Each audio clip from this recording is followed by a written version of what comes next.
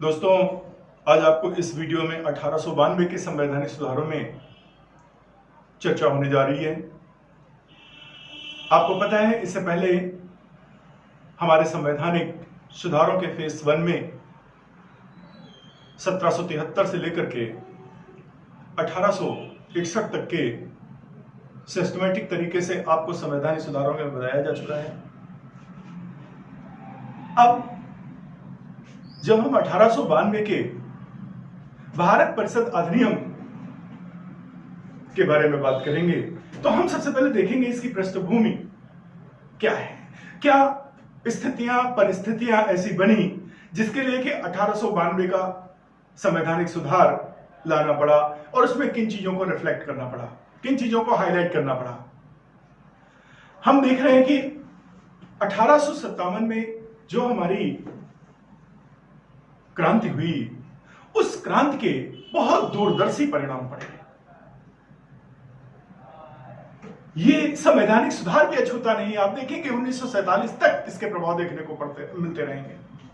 आपका 1892 भी अछूता नहीं है। यानी 1857 की क्रांति से लोगों में राष्ट्रीयता की भावना दिन बाय दिन, डे बाय डे बढ़ती गई, पनपती गई। जागरूकता, राष्ट्रीय चेतना, ये भावनाएं बढ़ती गई और अपने स्वराज की मांग, अपनी प्रशासनिक गतिविधियों में प्रतिनिधित्वीकरण, विधि निर्माण में भारतीयों का प्रतिनिधित्व, धीरे धीरे इस प्रकार की मांगों का बढ़ना शुरू हो गया। और उधर हम देख रहे हैं कि 1885 में हमारी राष्ट्रीय कांग्रेस की भी स्थापना हो चुकी थी।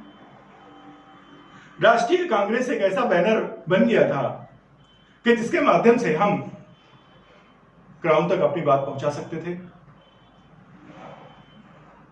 राष्ट्रीय चेतना व्याप्त होने के कारण जो जगह जगह छोटे छोटे संस्थान मेरे खुले थे, जो संगठन खुले थे, आज वो सब कांग्रेस की छतरी के नीचे आ चुके थे। अब वो कांग्रेस उनका प्रतिनिधित्व कर रही थी, तो कांग्रेस की बढ़ती हुई मांगे, इधर एल्बर्ट बिल, इस तरह की जो चीजें थी, इनसे हमारे 1892 का रास्ता साफ हो जाता है। यानी इसमें सीधे सीधे मांग थी कि विधि निर्माण, प्रशासनिक गतिविधियों में भारतीयों का प्रतिनिधित्व होना चाहिए। और इन मांगों की पूर्ति के अनुरूप 1892 का भारत परिषद अधिनियम लाया गया। इसमें हम देखते हैं कि केंद्रीय व्यवस्थापिका के अतिरिक्त जो हमारे मनोनीत सदस्य थे, उनकी संख्या 10 से लेकर के 20 तक, अधिकतम 20 कर दी गई, जिसमें कम से कम 10 भारतीयों का प्रतिनिधित्व उसमें सुनिश्चित होना चाहिए था। यानी कह सकते हैं कि व्यवस्थापिका में संख्या बढ़ाई गई और केंद्रीय व्यवस्थापिका में नहीं, बल्कि प्रांतीय व्यवस्थापिका में भी सदस्यों की संख्या बढ़ाई गई। वहां भी संख्या न्यूनतम 8, जैसे मद्रास और बॉम्बे तथा हमारा लखनऊ। यानी मद्रास और बॉम्बे की व्यवस्थापिका में न्यूनतम 8 और अधिकतम 20 सदस्यों की संख्या की गई। दूसरे लखनऊ में यह अधिकतम संख्या 15 निश्चित की, न्यूनतम अपने आप समझ सकते हैं कि जब 8 प्रांतियों में है तो लखनऊ की भी 8 होगी। यानी लखनऊ जो संयुक्त प्रांत था, उसमें भी न्यूनतम 8 और अधिकतम, लेकिन उसकी 20 ना होकर के 15 कर दी गई।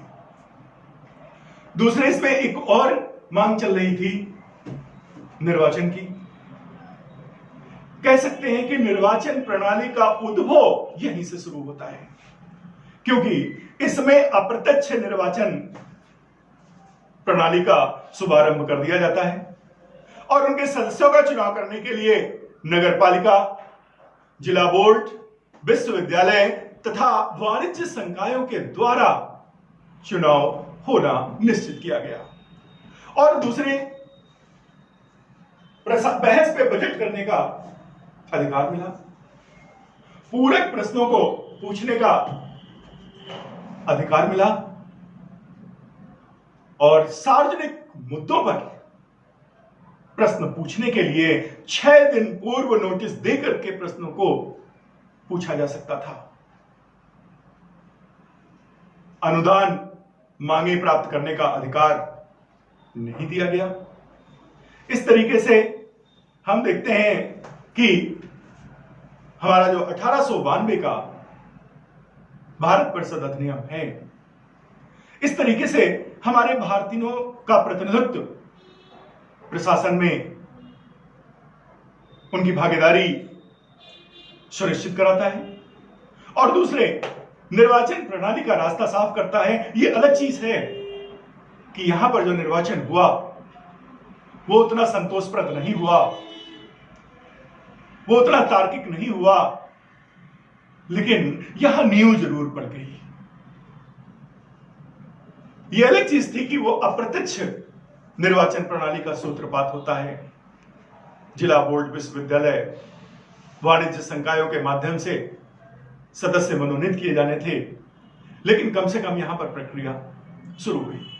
बजट पे बहस करने का अधिकार मिल गया, सार्वजनिक हितों के प्रश्न पूछने का अधिकार मिला, अनुपूरक मांगों का लाने के लिए अधिकार नहीं मिला। लेकिन ये लोग जरूरत पड़ने पर उन प्रश्नों के उत्तर देने से इनकार कर सकते थे, यानी अत्यंत सीमित शक्ति भारतीयों के पास मिली थी, भारतीय सदस्यों के पास मिली थी। तो इतने सुधार हमारे 1892 के संवैधानिक सुधार से हमें प्राप्त होते हैं, लेकिन ये संतोषप्रद नहीं रहे। भारतीय इससे संतुष्ट नहीं हुए, भारत संतुष्ट नहीं हुआ, हमारी भारतीय राष्ट्रीय एजेंसियां संतुष्ट नहीं हुई, क्योंकि हम लोगों के लिए मात्र छलावा सा साबित हुआ, क्योंकि केवल हमारी मांगों का एक छवि जरूर उसमें दिखी, लेकिन वास्तव में हमारी मांगे तार्किक रूप से मांगी पूरी नहीं की गई। लेकिन भारतीयों को इससे संतोष हुआ कि हम लोगों की मांगों पर कुछ न कुछ तो हुआ। भारतीयों का जहां प्रतिनिधित्व होना था, वहां गैर सरकारी सदस्यों की संख्या बढ़ाई गई, चाहे वो केंद्र का व्यवस्थापिका हो और चाहे हमारी राज्य की व्यवस्थापिका हो। उसी तरीके से निर्वाचन प्रणाली का सूत्रपात कराना भी अपने आप में एक अहम मील का पत्थर माना जाता है, क्योंकि हम देखते हैं कि अगले चरण से जो है हमारे चुनाव प्रक्रिया में सुधार आने वाला है। तो इस प्रकार से 1892 का संवैधानिक सुधार हमें हमारी मांगों के अनुरूप तो नहीं, परंतु हमारी मांगों की सकारात्मक भूमिका जरूर अदा करता है। यह अलग चीज है कि हम लोग इससे संतुष्ट नहीं हुए और इसी के चलते आगे शीघ्र ही हमारा दूसरा संवैधानिक सुधार 1909 लाना पड़ा और उसमें किसी हद तक इन चीजों में काफी सुधार देखने को मिलता है। आप लोगों को जो संवैधानिक सुधार कराए जा रहे हैं या जो भी टॉपिक कराए जा रहे हैं, उनको अच्छे से कटिबद्ध तरीके से मनन करके समझने का प्रयास करें। हर चीज को आप उस समय काल में जाकर के उन स्थितियों को समझने का प्रयास करें, तो बड़ी आसानी के साथ समझ में रहेगा और तभी आप अपने प्रश्नों का उत्तर दे पाएंगे। जब किसी चीज को हम कॉन्सेप्ट के अनुसार समझते हैं, तो पेपर में किसी भी प्रकार के प्रश्न का उत्तर देने में कोई भी हमें दिक्कत नहीं होगी। चाहे जैसा प्रश्न बनाया जाए, हम वैसा ही उत्तर उसका बना देंगे। इसीलिए प्रश्न उत्तरों को पढ़ने के बजाय हमें कॉन्सेप्ट थ्योरी, एक मॉडल थ्योरी पर ध्यान हमें देना होगा और कोई भी चीज का अभिप्राय, उसके कारक, उसके उत्तरदायी कारक, फिर उसमें क्या चीजें मेंशन की गई, इन चीजों को बारीकी से हमें देखना होगा, तो आपको कभी भी कोई डाउट नहीं होगा। बहुत सारे बच्चों का ये रहता है कि मेरा ये भूल गए, वो भूल गए, इसमें डाउट है। कोई डाउट्स नहीं रहना चाहिए। डाउट्स किसको होता है? जो कम समय में ज्यादा पढ़ने का प्रयास करता है, जो मनन नहीं करता है, जो व्यवस्थित तरीके की पढ़ाई नहीं करता है। जब हम व्यवस्थित तरीके से पढ़ाई करेंगे तो किसी भी प्रकार से हमारा कहीं भी कोई असंतुलन नहीं होगा, हमें कोई कंफ्यूजन नहीं होगा। इसलिए हमें जितना पढ़ना है उतना मजबूती के साथ पढ़ना है, उसको अपने मस्तिष्क में स्कैन करना है। 1892 सोचा तो 1892 रिफ्लेक्ट होना चाहिए। 1861 उत्तरदायी परिस्थितियां, कारक, देन उसमें किए गए सुधार। इस तरीके से हमें पढ़ाई करना है। शीघ्र ही हम एक टेस्ट सीरीज भी आगे इसमें करवाएंगे कि आप लोगों ने इसमें कहां तक पढ़ा है, कहां तक समझा है। और दूसरे, नियमित इस वीडियो का श्रवण करें। किसी भी वीडियो को कई कई बार पढ़ें, अपने आप आपके मस्तिष्क में सारी चीजें छप जाएंगी। दूसरी चीज,